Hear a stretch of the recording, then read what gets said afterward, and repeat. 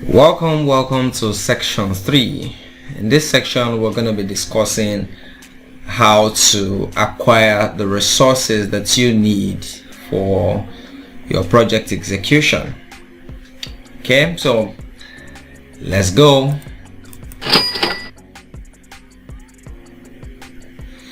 Now first is an overview of the sub-process, the acquire resources. Now in this section the focus shifts to the execution phase. Okay, so you remember at the outset of this course we talked about the process groups, okay, in your project management. We talked about the initiation process group, we talked about the planning process group, the execution, monitoring and controlling, and the closing. So this section has to do with the execution phase or the execution process group in your project management process.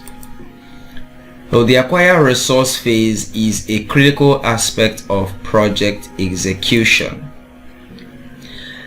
In this section you'll learn how to obtain the necessary resources outlined in the project resource management plan. Okay, so how do you obtain them?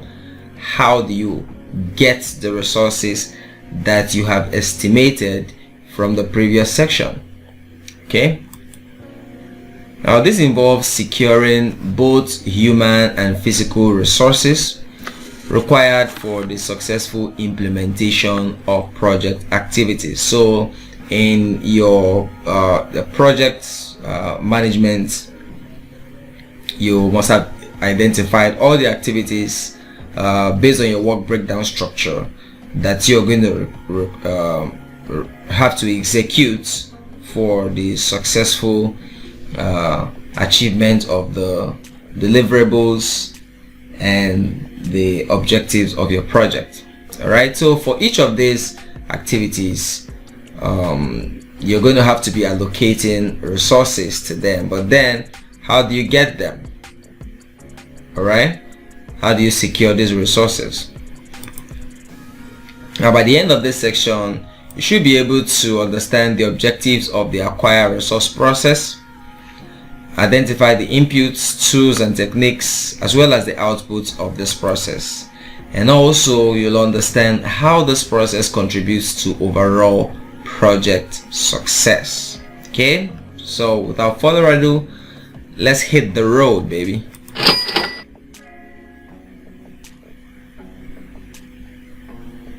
Now what are the objectives of the acquire resources sub-process? And the primary objectives of this process include efficiently obtaining resources as outlined in the project plan. Okay, so this is going to help you to obtain the resources that have been outlined in the project plan efficiently. All right, and then ensure that acquired resources align with project specifications. Okay, so you want resources that are relevant to the projects that you have on ground. All right, relevant resources. Now you're going to also be able to minimize delays by acquiring resources in a timely manner. So whatever resources that you have identified that you're going to be needing for your project activities, you'll be acquiring them in a timely manner. All right, it's one thing to acquire resources, but it's another thing to do that in a timely manner. Remember that we're considering a project schedule. All right, a project schedule, you need to keep your eyes on it in the process of your resource acquisition. Okay, so you want to minimize those delays. Now these are the objectives that this acquire resource sub-process is going to help you accomplish in the course of your project execution. So let's move on.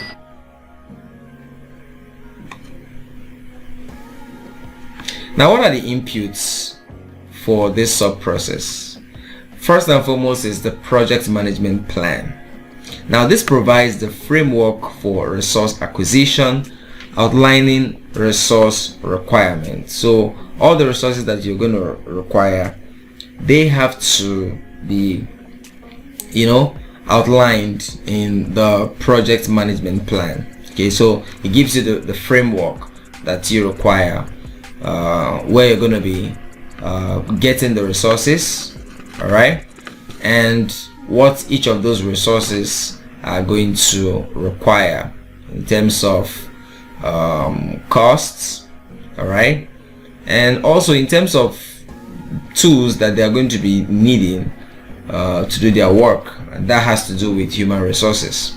Okay, for materials or equipment, you're going to have to also look into what other implements, all right, or products are they going to be requiring. For example, if you're using machines, all right, and these machines are going to run on petrochemicals, all right, like diesel, all right, so you're also going to have to have that in perspective and make provisions for that. So you're not just talking about acquiring the machine itself, you're also going to look at how do you also put in place the other resources or the materials that the equipment is going to require to run effectively. All right, I hope that makes sense. So all these are outlined in the project management plan, which is the framework for your resource acquisition. Next, you have your project documents, all right, and these are detailed documentation such as resource calendars and schedules, project schedule, and they provide guidance for the acquisition process. Okay, so these resource calendars and the project schedule are very important documents that you're going to require in this particular sub process. Okay, resource calendars are a list of the resources, especially human resources, that you require. Then of course the project schedule are the timelines, all right, for the activities that these resources are going to be handling. Okay, next is the enterprise environmental factors. Like always, these are external factors such as market conditions, and of course you also have regulatory requirements. Okay, so all these are going to also influence resource availability, so you want to put them in perspective.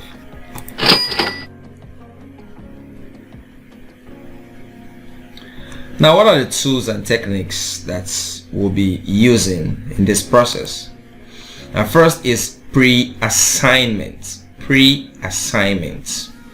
Identifying resources that are already part of the organization or project. Now, this is important, all right, because it's going to help you as a project manager to cut down on your costs. Okay, so if there are resources within the project organization or the performing organization that are relevant to this particular project that you're handling, then you may not need to look outside to get those the resources to fill those particular activities. All right, so just get them from in-house. Okay, and for you to do this, you have to do what we call the make or buy analysis. There's something called make or buy analysis, all right, whether to make, all right, the implement, the equipment, whatever you need for a project, or to actually buy them. So this time around, we may not necessarily call it make or buy. Okay, we could refer to it as get from within or from outside, something like that. So are you getting resources from in-house or you're looking outside to get it? Okay, so you also need to check the cost benefit analysis of both, all right, because both of them have advantages as well as disadvantages. If you're getting resources from in-house, all right, within the performing organization, it has a lot of advantages, right? For example, onboarding will not take much time. In fact, you may not necessarily need onboarding because these people are already from within the organization. They already understand the organizational structure, the organizational culture, the systems and processes. So the only thing you may need to do is maybe introducing them to the particular project that they're going to be part of. Okay, so but when it comes to the organizational culture and processes, and that may not be necessary. All right, so that is also going to help you in cutting down the time that you require for the onboarding and training process. All right, so this is a very important area to a very important technique, as a matter of fact. So next is negotiation. Now this involves collaborative discussions with resource providers to finalize terms and conditions. Okay, so this is key. For example, if you're working with, okay, maybe human resource organizations or human resource consultants to get you the people that you require for your project. So of course you're going to have discussions, okay, and maybe negotiating price term, payment terms, and terms of service. Okay, so that is going to come in handy. This negotiation technique is going to come in handy in that particular area. All right, so next is virtual teams, leveraging resources from different geographical locations through technology. Now this is very important. All right, so for your project in the particular location where you have the project going on, you may not be able to find the type of resources that you require, which you have identified that you may be needing for your project. All right, so even though I've talked about local content initially, all right, but there are times whereby you may need to get resources from outside of your geographical location. Okay, as a matter of fact, from different geographical locations. For example, today we know that labor in China is very cheap, and most other Asian countries. All right, so if you're going to be getting resources from those areas, these are far removed locations from where you have the project taking place. So you're going to have to get them on virtual platforms, all right, leveraging on technology to get this done. Okay, so you may want to consider using virtual teams. All right, so this is also gonna help in reducing the time or the duration also for your project. Okay, because if they're going to be working in a particular location, then you're going to consider time of commute, all right, where everybody is going to have to travel down from wherever they reside, all right, to the project location. Okay, the time, the costs, and all that, and even that will also help you to eliminate the risk of accidents on the way and all that. Okay, so that is also good, and then also it will give them that flexibility. Today people are talking about remote work, all right, remote work, work-life balance, and all that. So it will also help to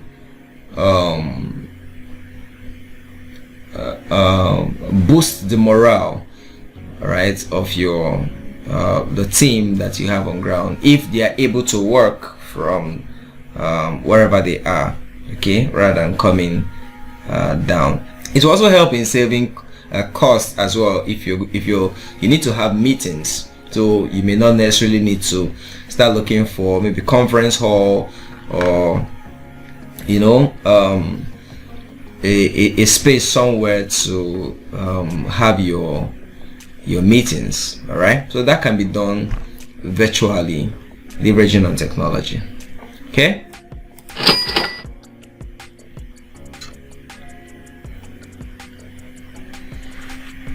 All right, so what are the outputs that we will be expecting from this sub process? First is the project team assignments. Now this involves assignments detailing roles, responsibilities, and tasks for each team member. All right, so you have this list or this document that includes or involves every one of your team members, okay, and you're going to have detailed job description for each person, the responsibilities that they're going to be handling, the tasks that they are going to be undertaking, okay, and you could also have the specifications for each of those roles. All right, so it's a very, very detailed and comprehensive document, all right, for your project team assignments. So next is the resource calendars. Now these are timelines indicating resource availability and commitment. So this is very critical because you're gonna have to ensure that the availability of the resources is in sync with the project schedule. So you have a fish, or do I say a bird's eye view of the whole project, all right, in terms of the scope from the beginning to the end. So you know the duration, you know the schedule, all right, so you understand the timelines for each phase, each milestones, all right. So this is also going to help you in looking at the resource availability, so to ensure that the availability of each resource is in alignment with the timelines and the project schedule. All right, and this will also have to do with their commitment. So you ensure that there is adequate commitment, there is optimal commitment for each resources as at the time that they are available for the project. Okay, so next is updates to project documents. Now, adjustments to project documents such as the project schedule based on acquired resources. Now, like it's been said, sometimes you may have some adjustments, okay, along the course of your project execution. All right, so if you are having resources that you may need to make changes in based on their availability, okay. So in order to have it aligned with the project schedule, you may need to make some adjustments at one point or the other. All right, so of course that will be done on the project schedule. Okay, so this is one of the outputs you are going to be getting from this sub process. All right, so that's it for the outputs. Let's see some key takeaways from this section. So what are the key takeaways we can go with from here? Strategic negotiation. Negotiating terms effectively is crucial for acquiring resources within budget constraints. So like we said initially, if you are working with agencies or organizations like HR organizations or HRO consulting firms to get the human resources that you require, you're going to have to negotiate strategically, having the project budget in view. Okay, so you're going to have to put on your negotiating cap to get the best terms in that regard. All right, Balancing workloads, ensuring equitable distribution of work among team members to prevent overloading. So this is very important as well. So the more work you give to a particular team member, then of course you may have to be putting in more in terms of pay, right? So you want to ensure that the workloads are properly balanced for your team.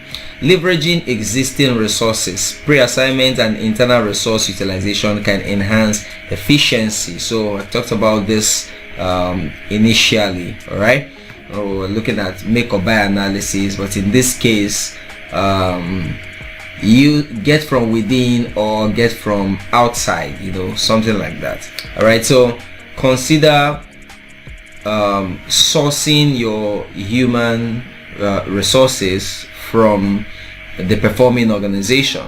All right, if the project is being done within a performing organization, right, so you may consider getting resources from in-house. And of course, like I mentioned before, this will enhance not only efficiency but also exigency. You understand? It's going to help you cut down on onboarding time. All right, communication is key. Clear communication regarding roles, responsibilities and expectations is vital during the acquisition process. So this is very key. All right, you must have very clear communication. Everyone needs to understand what their roles are, what their responsibilities are, the tasks that they'll be undertaking, and how these roles and responsibilities contribute individually to the achievement of the project objective at the end of the day. All right, so you have to be clear in your communication, be clear in your requirements. All right, so you don't get the wrong expectations. You cannot work with assumptions at this particular point in time. All right, assumption is the least form of knowledge. As a project manager, if you want to be really successful, you don't want to work with assumptions in this particular area. Yes, as PMs we use assumptions most of the time, but when it comes to resource allocation, especially human resource allocation, you want to be clear. All right, you want to be sure, you want to ensure that the team that you're working with, the people you're working with, are clear on their roles. All right, they are certain about what is expected of them, and they're hitting the ground running. All right, so communication is key.